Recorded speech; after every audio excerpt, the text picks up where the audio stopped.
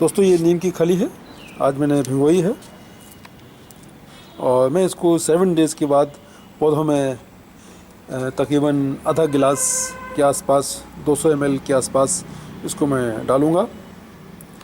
और पौधों के लिए नुकसानदायक नहीं, बहुत चीज़ें, सरसों की खली है, कोई केमिकल नहीं है इसमें, तो ये पौधों को फ़ायदा ही करता है। तो आप इसको डालिए पौधों में, तो इससे बहुत अच्छा रिज़ल्ट मिलेगा।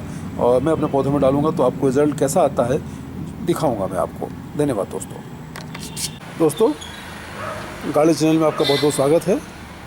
मैंने देखिए कुछ समय पहले इसमें ये गुड़हल का पेड़ है, बहुत ज़्यादा ख़राब था ये, अभी पत्तियाँ कुछ ठीक हो रही हैं, बेटर हो रही हैं। ये देखिए अच्छी पत्ती निकल रही है इसमें, ये देखिए, और फ्लावरिंग काफ़ी हो रही। देखिए आज मैंने इसमें 3 फूल तोड़े हैं, बाकी देखिए इसमें काफ़ी कलियाँ लगी, बड्स लगी हुई हैं।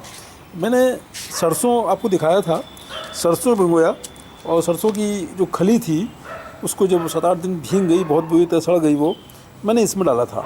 तो इससे उसका अंजाम आप देख रहे हैं कि इसमें कितना बड़ा हो गया है, फ्लावरिंग भी आ गई इसमें और काफ़ी ज़्यादा इसमें देखिए कलियाँ आई हुई हैं। आप देख सकते हैं कलियाँ इसमें काफ़ी लगी हुई हैं। आज मैंने 4 फूल तोड़े हैं और इस तरह का देखिए इसमें है। तो आप भी इस तरह अपने गमलों में नीम की खली, सरसों की खली डालेंगे तो ये बहुत ही फ़ायदा करेगा आपको, पौधों के लिए बहुत अच्छी चीज़ है सरसों की खली। और ख़ासकर गुड़हल के लिए तो बहुत ही अच्छी चीज़ है, आप डालें और पौधों को बचाएं, क्योंकि ज़्यादातर हाइब्रिड पौधों में कीड़े या फिर फंगस बहुत ज़्यादा जल्दी लगती है और इस तरह आप इसको बचा सकते हैं। धन्यवाद दोस्तों।